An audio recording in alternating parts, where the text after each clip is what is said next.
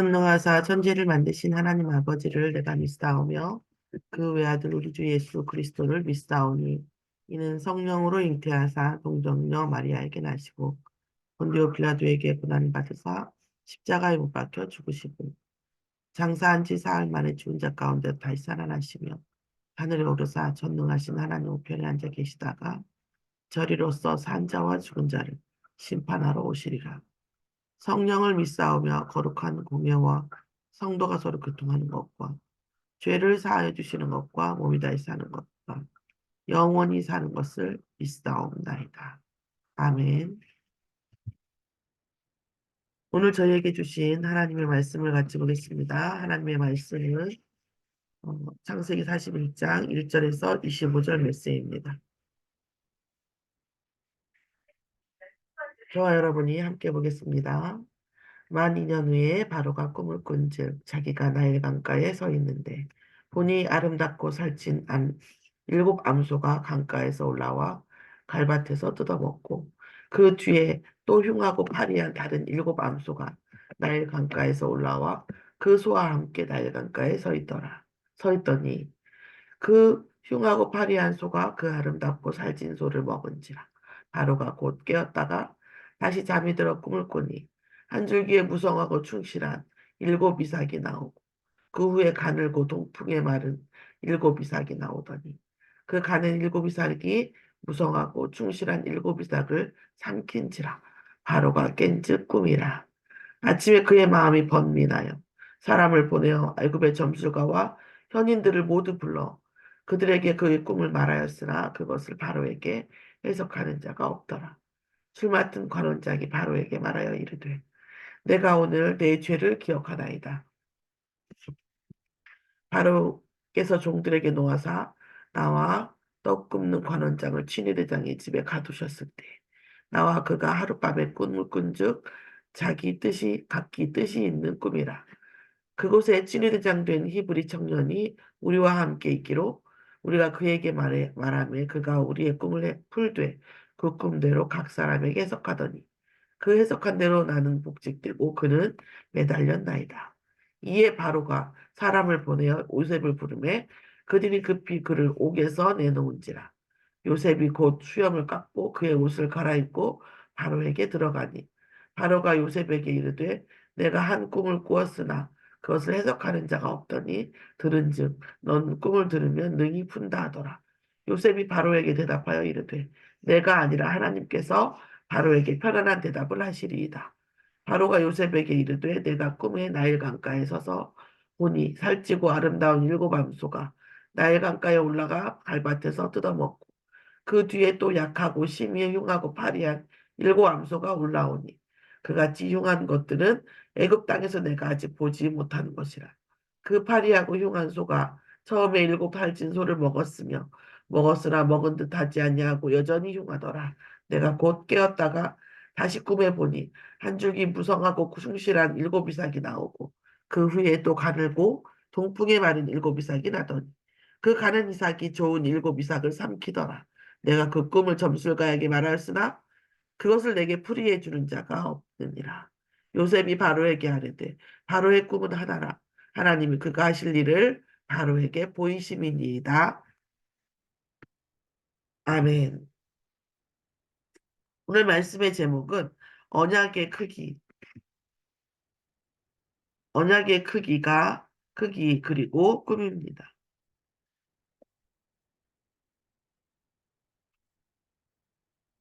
이번 주 강단 말씀의 제목은 영원한 응답 속의 요셉입니다. 우리가 말을 할 때 보통 영원하다라고 얘기를 하는 것은 그, 음, 뭐 예를 들어서 뭐 사랑을 한다. 영원히 사랑해. 혹은 뭐, 내가 너 영원히 함께 있을게. 이런 영원하다라는 그 말은 사실은 인간에게 매우 어울리지 않는 말인 것 같습니다. 우리가 영원이라는 것을 어느 정도인지 상상하기도 어려울 뿐더러 그리고 인간이 유한한 존재입니다. 사실은 오늘 살았다 내일 죽는 풀처럼 우리가 죽을 수도 있고 또한 우리의 감정과 우리의 상태는 영원이라는 것을 말하기에는 턱없이 일관성이 없습니다. 그리고 세상의 많은 변수에 우리는 너무 나약해요. 뭐 오늘도 잠깐 보니까 중국에서 토네이도가 와가지고 많은 사람이 죽기도 하고 뭐 했다는데 우리는 바람만 세게 불어도 죽어요. 비만 많이 와도 죽어요. 온도가 너무 추워도 죽어요. 너무 뜨거워도 죽습니다. 인간이 영원한 응답 속에 있는 것은 결국 영원이라고 하는 것은 인간에게 주권이 있는 것이 아니라 오직 여호와 하나님께 주권이 있는 그것이 바로 영원입니다. 자, 그렇게 따지면 오늘 말씀처럼 언약의 크기, 이 언약의 크기가 뭡니까, 지금? 영원한 겁니다. 그러니까 하나님께서 인간의 우리가, 살면서 사람의 어떤 힘으로 되지 않는 것 중에 하나가 뭐예요? 꿈이죠. 그런데 또 하나는 뭐냐면, 사람이 계속 생각하면, 내가 오늘 꿈을 꿔야 되겠다. 내일 꿈을 꿔야 되겠다. 이렇게 생각할 수는 없지만, 그렇게 컨트롤할 수는 없는데, 계속 생각하면 어떻게 되죠? 꿈으로 나타나는 거죠. 그래서 이 꿈이라고 하는 것은 사실 영원한 것처럼 하나님의 주권에 있는 것이고, 또 지금 이 요셉의 꿈은 요셉이 붙잡고 있는, 날마다 누리고 붙잡고 있는 이 언약과 하나님의 그 영원성과 만난 하나의 작품이고 전환점입니다. 오늘 요셉의 꿈, 그리고 또 하나는 뭐냐면 이것이 또 어떤 의미가 있습니까? 재밌게도 바로 왕의 꿈 때문에 또한 그 요셉의 꿈 때문에 죄송합니다.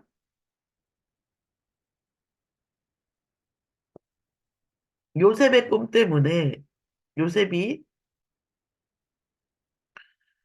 이런 언약의 여정이지만 어쨌든 개인적으로 보면 언약의 여정이면서 또 뭐예요? 개인의 어떤 잔혹사죠. 이것이 시작된 것이 꿈 때문이잖아요, 사실. 뭐 그 배경도 있지만. 그런데 요셉이 총리가 된 그 계기도 사실은 꿈이거든. 이 언약의 크기가 꿈인데, 꿈이라고 하는 것은 사실은 어떤 면에서 영원한 것과 맞닿아 있는 거예요. 근데 제가 오늘 언약의 크기라고 하고 꿈이라는 매개체를 놓고 말씀을 드린 이유는 그 포인트의 결론은 뭐냐면 이것은 요셉의 어떤 그 처지와 요셉의 능력과 요셉의 인간성 이런 것들과는 별로 상관이 없었다는 겁니다.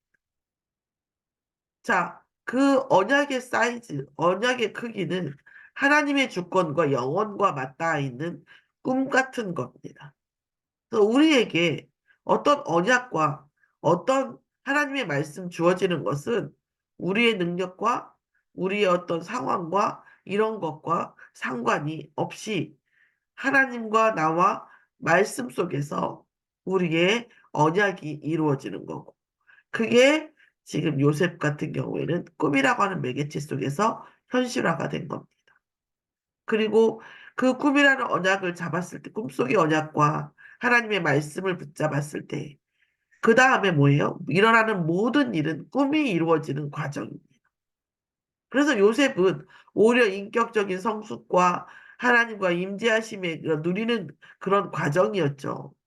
사건이 없으면 그 하나님께서 임재하시는 것을 느끼기가 인간으로서 상당히 어렵습니다. 그러면 사건이 없이도 하나님의 임재하심을 누리는 방법이 있는데 그건 뭐냐면 말씀을 붙잡고 기도하는 겁니다. 말씀을 붙잡고 기도했을 때에 하나님께서 늘 우리에게 응답하시기 때문에 그것이 뭐예요? 하나님 살아계시는 증거가 되는데 말씀과 그런 부분에 대해서 떠나 있고 그렇다고 한다면 또 그 말씀이 성취되어지는 이 과정 중에 하나가 언약을 붙잡게 하는 거고 그 언약을 붙잡게 한 그 대상에게 하나님께서는 어떻게 해요? 그 언약을 이루시는 과정을 허락하십니다. 그게 뭐예요? 인간이 보는 눈에는 문제인 거죠. 그래서 언약 가진 자에게는 어떤 문제든 뭡니까?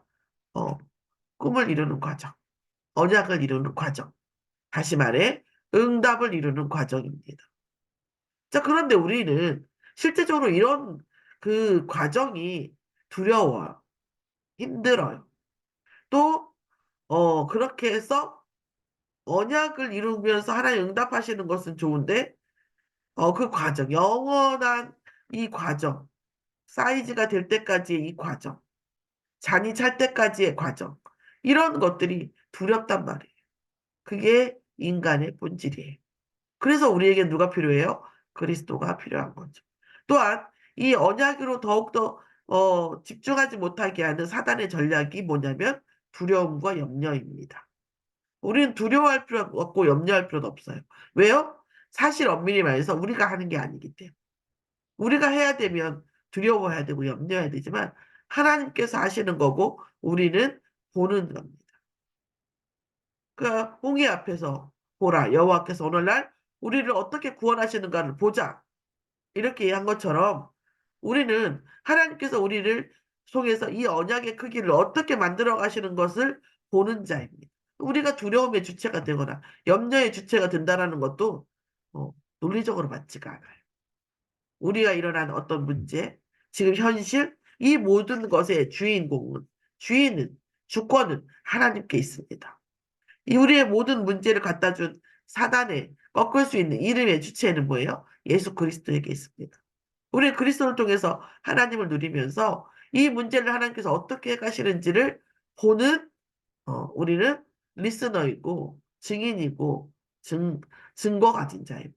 증거를 주실 거기 때문에. 그래서 그런데 그 믿음이 어려워요. 그래서 우리는 어떻게 고백합니까? 그 믿음도 우리에게 주시라. 하나님, 이 믿음, 하나님께서 이루어 가시는 그 언약을 볼 수 있는 하나님께서 주권으로 붙잡고 그리스도께서 사단을 꺾 펴가시고 그 견고한 사단의 진을 파하실 것이라고 하는 그 믿음도 우리에게 허락해 주시라. 우리의 마음과 생각과 믿음을 지켜주시라고 우리는 모든 걸 내려놓고 기도하면 됩니다. 그럼 하나님은 믿음도 주시고 언약도 주시고 그것에 대한 이루어지는 그 과정 속에 응답도 주시는 것입니다. 두려움과 염려는 사단의 전략입니다. 저도 정말 그리스도 안 누리고 말씀 안 붙잡으면 두렵고 염려스러워요. 누구에게나 두렵고 염려스러운 요인은 차고 넘칩니다. 그만큼 우리가 믿음을 가지고 기도했을 때 응답받을 거리가 차고 넘친다는 말이겠죠. 오늘 이 차고 넘치는 하나님의 은혜 속에, 하나님의 응답 속에 우리가 정말 기뻐하고 감사하고 행복한 그리스도인의 하루가 되기를 예수의 이름으로 축원합니다. 기도하겠습니다. 하나님 감사합니다. 영원한 응답 속에 있는 우리 순천 서밋교회 성도 여러분들과 이 말씀을 붙잡는 전 믿는 자들에게 오늘 하나님께서 허락하시고 하나님께서 응답하실 언약의 크기와 응답의 크기를 허락하여 주시옵시며 우리에게 믿음을 주사 하나님께서 하나하나 이루어 가시는 모든 일을 염려 없이 두려움 없이 우리가 믿음으로 함께하고 믿음으로 증인되어지도록 우리의 인생을 축복하여 주시옵소서. 감사하며 예수 그리스도의 이름으로 기도드렸사옵나이다. 아멘. 하늘에 계신 우리 아버지여 이름이 거룩히 여김을 받으시옵시며 나라에 임하옵시며 뜻이 하늘에서 이루어진 것 같이 땅에서도 이루어지이다. 오늘날 우리에게 일용할 양식을 주옵시고 우리가 우리에게 죄 지은 자를 사하여 준 것 같이 우리 죄를 사하여 주옵시고 우리를 시험에 들게 하지 마옵시고 다만 악에서 구하옵소서. 나라와 권세와 영광이 아버지께 영원히 있사옵나이다. 아멘. 찬양을 묵상하심으로 개인기도 말씀 기도하시겠습니다.